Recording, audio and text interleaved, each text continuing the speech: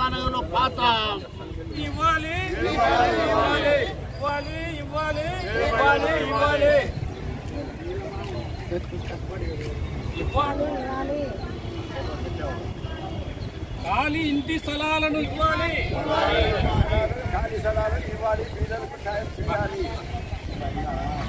కొంచెం ఎన్నిక రానా ఇల్లు వేసుకోలే కదా సార్ ఇంతమంది ఇల్లు వేసుకుని అట్లనే ఉన్నాయి కొంచెం ఎన్నిక రానా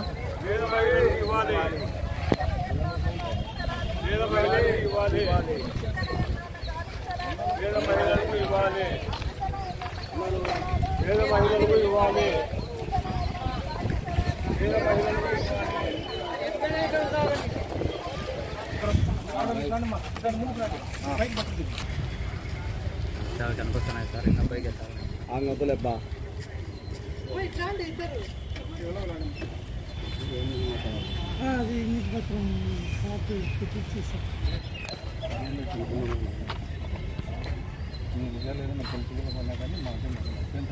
మనము ఓపెన్ గా అందరి అసైన్మెంట్ కమిటీ చైర్మన్ ఎమ్మెల్యే గారు కాబట్టి ఇట్లా ఉన్నారు కదా అని చెప్పేసి ముందు మనం ఏం చేస్తామంటే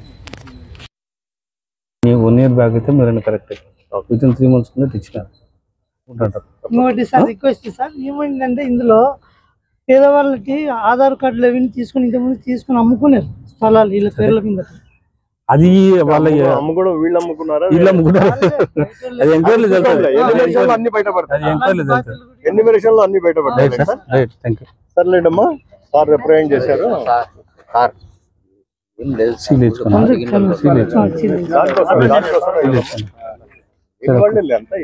చూస్తూనే తెలుస్తుంది కదా ఏమంటే ఇంత ముందు ఏమన్నా గతంలో ఇచ్చామా అని ఎంక్వైరీ చేయండి. ఎంక్వైరీ చేసే ఇవ్వండి. కడప జిల్లా ప్రొద్దుటూరు మండలం అమృతానగర్లో దాదాపు ఎప్పుడో 2008లో అప్పటి ప్రభుత్వం పేదలకు ఇల్లు ఇవ్వాలని నిర్ణయించింది. ఆ నిర్ణయం అయితే జరిగింది, కానీ అందులో కొన్ని ఖాళీ స్థలాలు మాత్రమే కేటాయించి ఇంకా కొన్ని స్థలాలు ఉన్నాయనేది మా దృష్టికి వచ్చింది.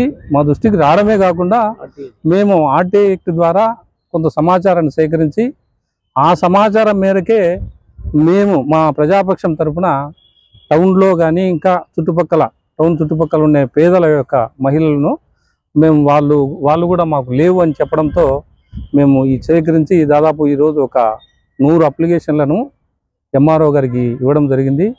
సో ఆ మేరకు ఇంకా దండిగా ఉన్నాయి ఖాళీగా.